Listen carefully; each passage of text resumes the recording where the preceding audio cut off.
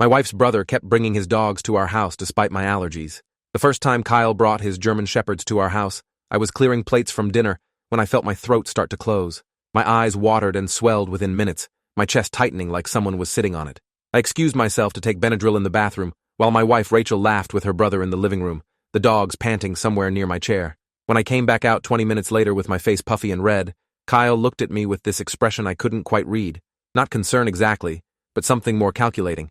He said his dogs were emotional support animals for his anxiety, and he couldn't leave them home alone. Rachel touched my arm and asked if I could just deal with it this once because Kyle really needed the family support right now. I said yes, because it was one dinner, and I loved my wife and wanted her brother to feel welcome in our home. That was 8 months ago, and I've been wheezing through antihistamines ever since. Kyle started showing up 2 or 3 times a week, always with the dogs, always with some reason why he needed to visit right then. His apartment was being fumigated. His neighbor was having construction done. He needed to borrow tools or drop off mail, or just wanted to see his sister. The dogs would follow me from room to room, staying close enough that I'd feel my allergies kick in, but never actually touching me. Rachel said they were just being friendly, and I was overreacting. Kyle said they were perfectly trained service animals and wouldn't bother anyone, but I'd spend every visit with swollen eyes and a closing throat, taking double doses of allergy medication just to breathe in my own home. My allergist, Dr. Patel, finally told me at my monthly appointment that I was developing chronic asthma from constant allergen exposure. She said if I didn't eliminate the source completely, I'd end up with permanent respiratory damage. She wrote me a prescription for an inhaler and looked at me seriously. "This isn't sustainable," she said. "Your body is under constant attack." I came home from that appointment ready to set boundaries with Kyle. I found Rachel in the kitchen and explained what Dr. Patel had said about permanent damage and eliminating allergen sources. I told her we needed to ask Kyle to stop bringing the dogs over, that we could meet him at restaurants or parks instead. Rachel's face went cold, and she said Kyle's mental health needs were more important than my mild discomfort. I showed her the inhaler prescription and the medical notes about developing asthma. She said I was being dramatic and trying to exclude her brother from family events. She said Kyle had been through a lot lately with his divorce and job stress and needed support from the people who loved him.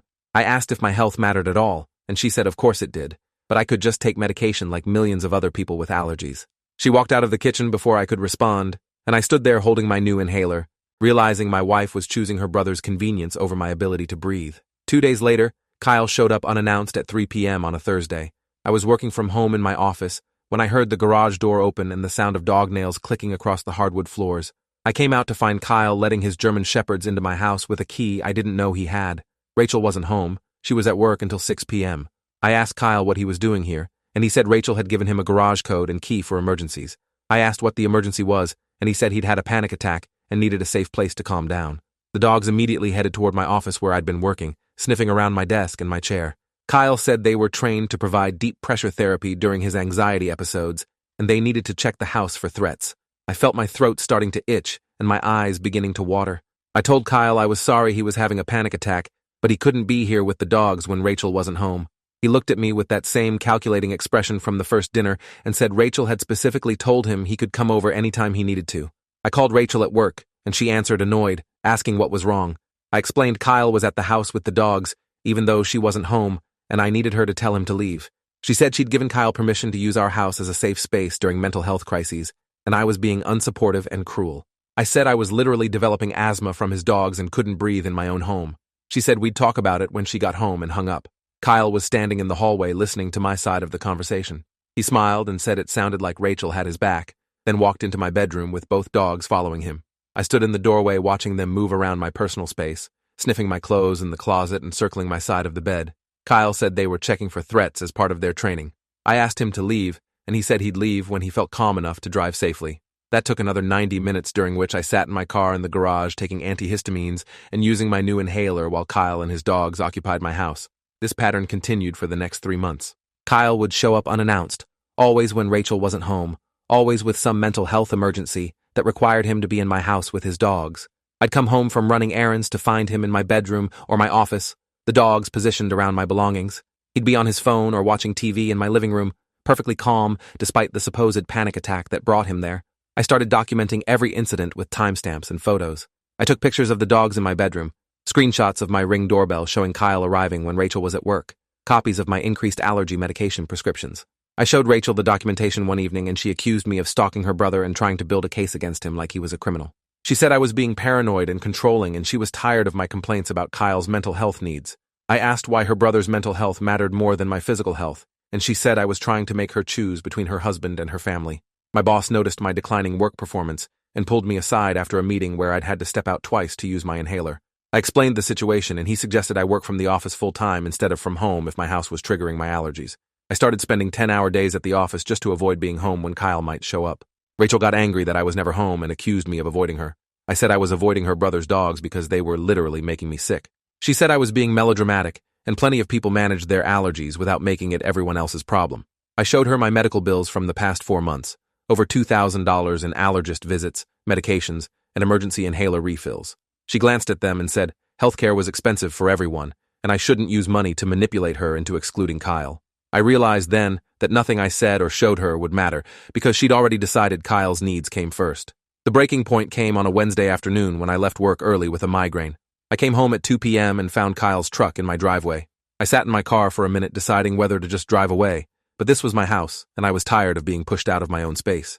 I went inside through the front door and heard the dogs before I saw them. They were in my bedroom again, and Kyle was going through my dresser drawers. I stood in the doorway and asked what the hell he was doing. He turned around slowly and said he was looking for Rachel's birthday present because he knew I'd hidden it somewhere and he wanted to coordinate gifts. I said her birthday wasn't for 3 months and he needed to leave immediately. He smiled and said he'd leave when he was ready, then went back to searching through my things. The dogs positioned themselves between me and Kyle, not aggressive exactly, but alert and watching me. I pulled out my phone to call Rachel and Kyle said, "Go ahead. She already knows I'm here." I called anyway, and Rachel answered with that same annoyed tone. I told her Kyle was in our bedroom going through my dresser, and she needed to come home right now. She sighed and said Kyle had texted her that he was having an episode and needed to be somewhere safe. I said he was literally searching through my private belongings, and this wasn't about mental health anymore. She said I was catastrophizing, and Kyle probably just needed something and didn't want to bother me by asking. I asked if she was serious, and she said she'd deal with it when she got home at 6 p.m. like usual.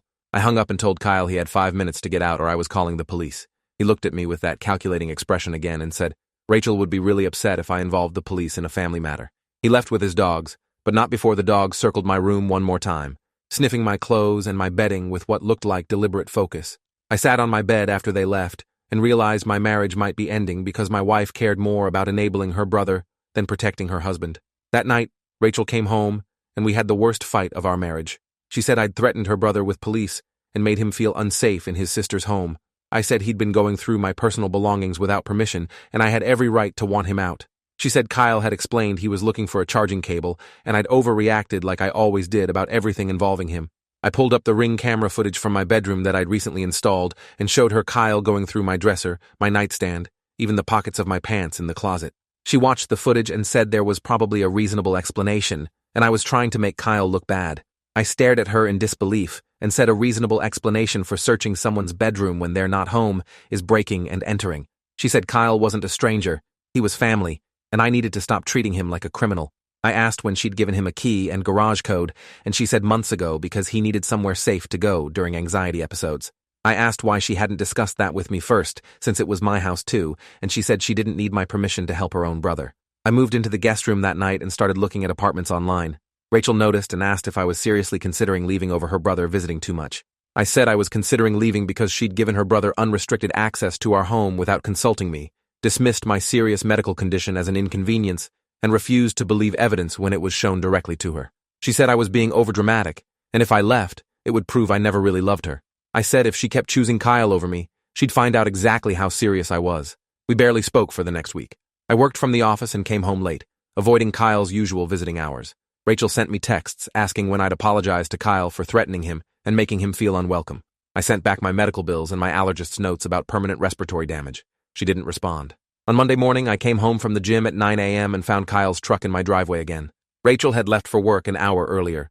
I sat in my car and called a non-emergency police line to report an unwanted person in my home with a key I hadn't authorized. The operator said, since it was a domestic situation with family, I should try to resolve it directly first. I said I'd tried that for 8 months, and it wasn't working. She said, unless there was immediate danger, they couldn't force someone to leave a property if another resident had given them permission to be there. I hung up and called animal control instead, reporting that there were 2 large dogs in my home without my permission, and I was allergic and needed them removed for medical reasons. The operator said they'd send an officer to document the situation. Officer Janet Mendez arrived 30 minutes later, and I met her in the driveway. I explained the situation as clearly as I could without sounding crazy, a brother-in-law with supposed emotional support dogs who kept coming to my house despite my severe allergies, my wife who'd given him a key without telling me, the months of declining health and medical bills. Officer Mendez listened carefully and asked to see my medical documentation. I pulled up my phone and showed her the allergist notes, the prescriptions, the medical bills, the timeline of increasing respiratory problems. She said she'd go inside and assess the situation. I gave her my key and waited outside while she went into my house. 15 minutes later, she came back out and asked me to come with her. Her expression was serious and concerned in a way that made my stomach drop. Inside, Kyle was sitting on my couch with both dogs at his feet. Officer Mendez stood near the door and said she needed to ask Kyle some questions about the dogs' training. Kyle said they were emotional support animals, and he had documentation. She asked if they'd received any specialized training beyond basic obedience. Kyle hesitated and said he'd done some protection training with them for his personal safety. Officer Mendez asked him to demonstrate how the dogs responded to commands. Kyle looked uncomfortable but stood up and told the dogs to heel. They immediately moved to his sides. He told them to sit, and they sat. Then Officer Mendez asked him to show her their response to a threat scenario. Kyle said he'd rather not because they might get aggressive. She said that was exactly what she needed to see. Kyle refused and said he didn't have to prove anything about his own dogs. Officer Mendez turned to me and asked me to walk toward Kyle. I looked at her confused, and she nodded encouragement. I took 3 steps toward where Kyle was standing, and both dogs immediately moved to position themselves between us, their body language shifting to alert and defensive. I stopped moving, and the dogs stayed in place, blocking my path. Officer Mendez asked me to try to walk toward the bedroom hallway. I moved in that direction, and the dogs quickly repositioned to block me again, following my movement and maintaining a barrier between me and the rest of my house. Officer Mendez pulled out her phone and started recording. She asked Kyle directly if he'd trained these dogs to prevent me from accessing certain areas of my own home. Kyle said he hadn't trained them to do anything except protect him during anxiety attacks. She asked him why they were blocking me from moving freely in my own house, and he said they were probably picking up on my hostile energy toward him. Officer Mendez watched the dogs for another few minutes, having me try to move toward different areas while she recorded their behavior. Every time I tried to access my bedroom, my office, or even the kitchen, the dogs would reposition to block me. She asked Kyle to leave the room and go outside. He refused at first, but she said it wasn't optional if he wanted to avoid more serious intervention. Kyle went out the front door, and the dogs immediately became agitated, pacing and watching the door.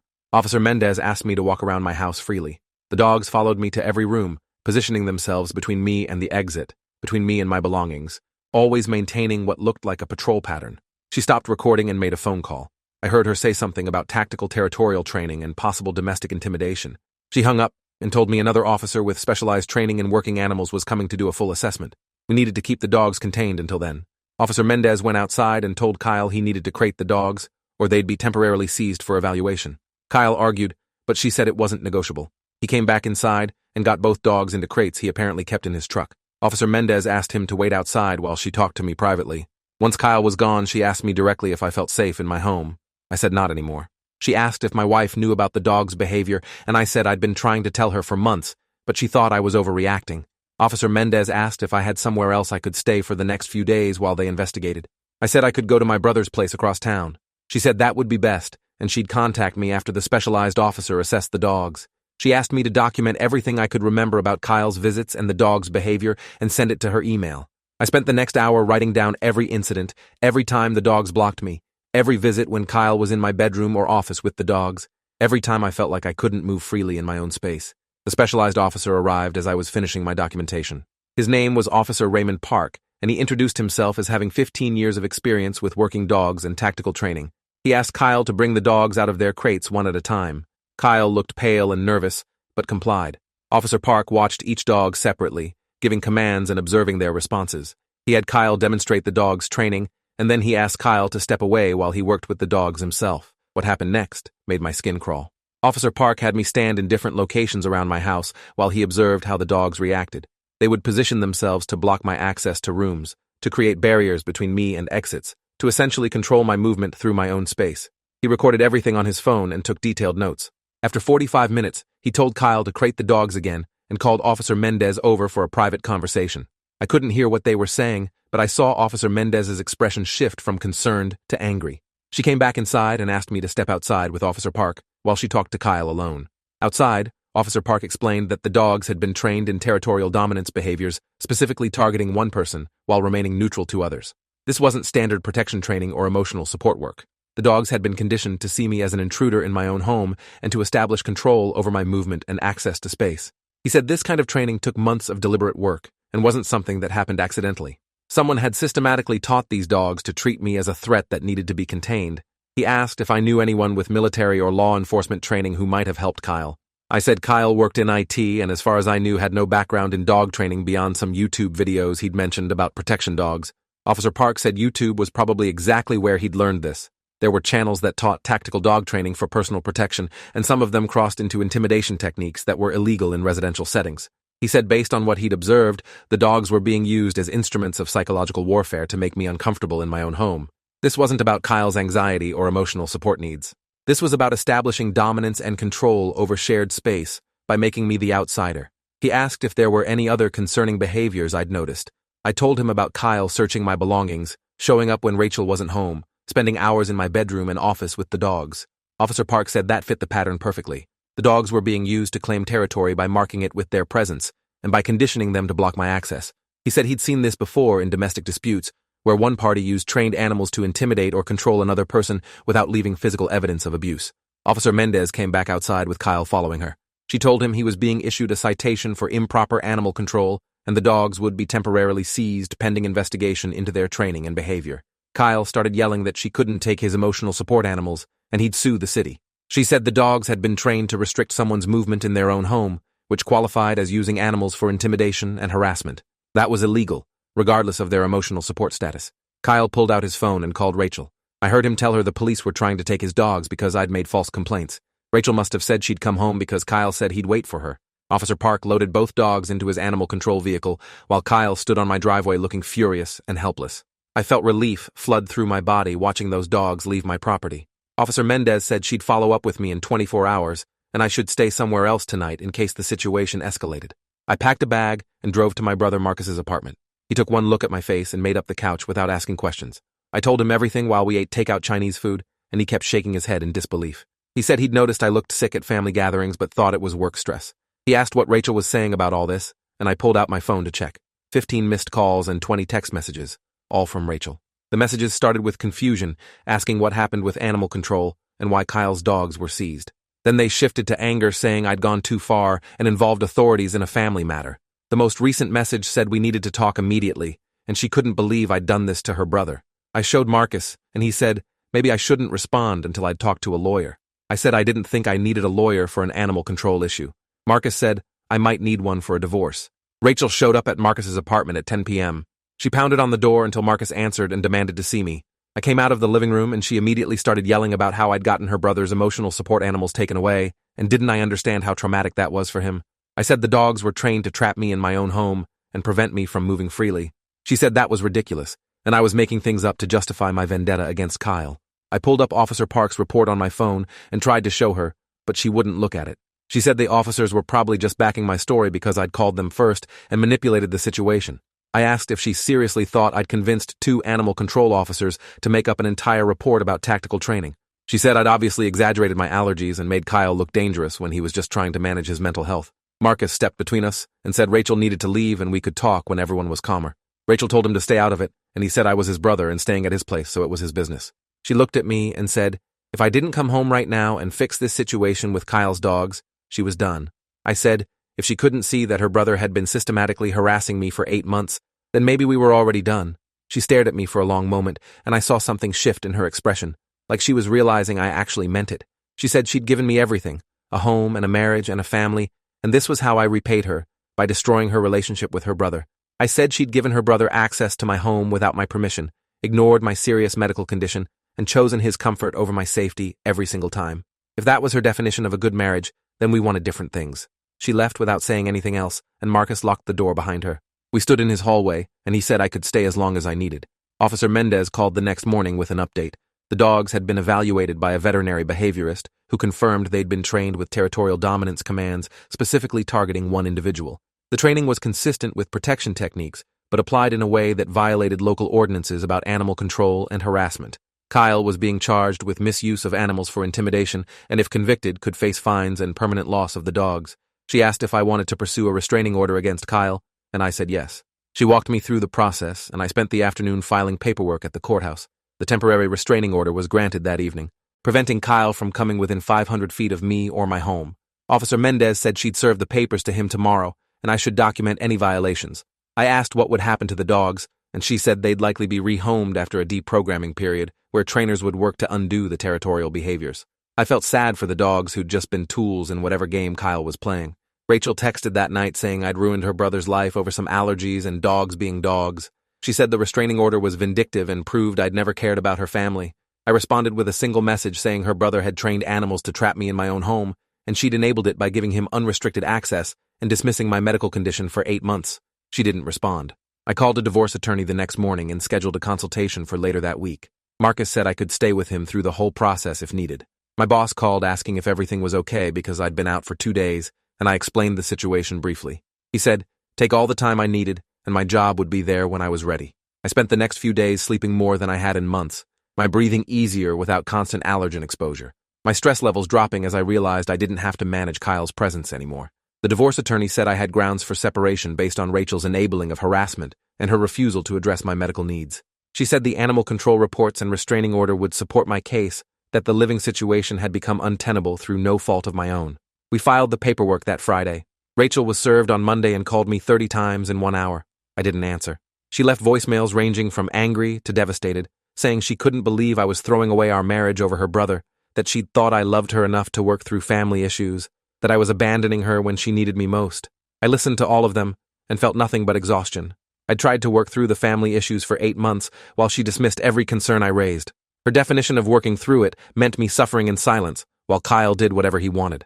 The restraining order hearing happened 2 weeks later. Kyle showed up with a lawyer who argued that the animal control report was biased and the dogs were simply well-trained protection animals responding to my hostile behavior toward their owner. Officer Park testified about the specific training behaviors he'd observed and provided video evidence of the dogs blocking my movement throughout my own home. The veterinary behaviorist testified that the behaviors were not standard protection responses, but rather targeted territorial control designed to make one specific person feel unwelcome and unsafe. Kyle's lawyer tried to argue that I'd invited the conflict by calling animal control instead of resolving things through family communication. I testified that I'd tried family communication for 8 months and it had resulted in declining health and my wife giving her brother unrestricted access to my home.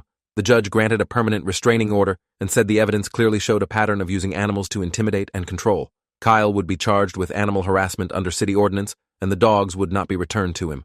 Rachel filed a counterpetition for divorce 2 days later, claiming I'd abandoned the marriage and caused emotional distress to her family. Her lawyer tried to argue that I'd been controlling and unsupportive of her brother's mental health needs. My lawyer submitted all my medical documentation, the animal control reports, the Ring camera footage of Kyle searching my belongings, the timeline of incidents I'd documented.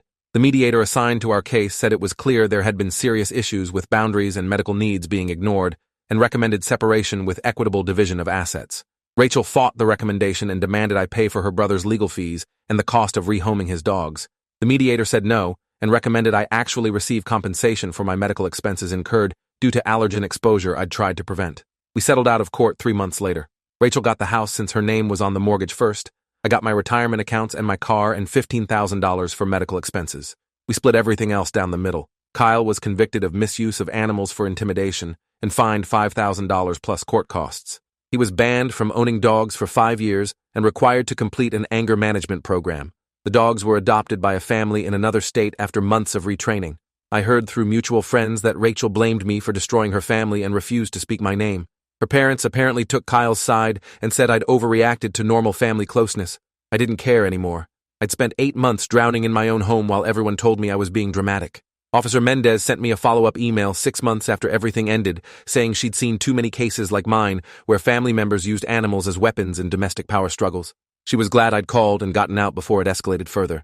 She said the dog's training showed clear progression toward eventual aggression, and I'd probably avoided serious injury by acting when I did. I moved into a small apartment with Marcus's help and started rebuilding my life. My breathing improved within weeks without constant allergen exposure. My allergist said the asthma was reversing and I might not need the inhaler much longer. I went to therapy and worked through the guilt I felt about the divorce and the anger at Rachel for choosing her brother over my health. My therapist said family enmeshment was real and some people couldn't see abuse when it came from someone they loved. Rachel had been conditioned to prioritize Kyle's needs and my needs had never stood a chance against that dynamic. I dated eventually and was honest about my failed marriage and the bizarre circumstances that ended it. Most people were horrified and supportive when I told them the full story. I met someone eventually who thought the idea of training dogs to intimidate your brother-in-law was psychotic and said she'd have called the police after the first incident. We took things slow and built something healthy without family interference. 2 years after the divorce, I got a message from Rachel's cousin who I'd always liked. She said Rachel and Kyle had a falling out and weren't speaking anymore. Apparently Kyle had started dating someone seriously, and Rachel felt left out of his life after she'd sacrificed her marriage to support him. The cousin said Rachel had mentioned regretting not believing me about the dogs and wondering if things could have been different if she'd set boundaries with her brother. She asked if I'd be willing to talk to Rachel, who was apparently in therapy working through family enmeshment issues. I thought about it for a long time and eventually responded that I appreciated Rachel's growth, but had moved on and didn't think reconnecting would be healthy for either of us. Some damage couldn't be undone, and some relationships couldn't be salvaged. I hoped Rachel found peace with her choices and learned to prioritize her own well-being over enabling family members. The cousin said she understood and wished me well.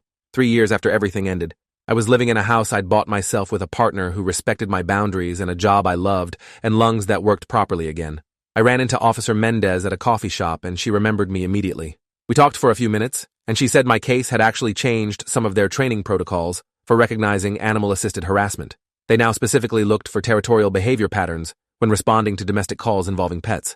She said I'd helped other people by speaking up and going through the legal process. I thanked her for taking me seriously when everyone else thought I was crazy. She said that was her job, and she wished more people called before situations became dangerous.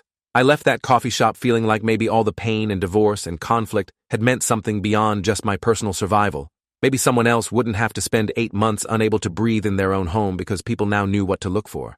If you enjoyed this, you'll definitely want to see the next ones too. So subscribe now and let me know your take in the comments.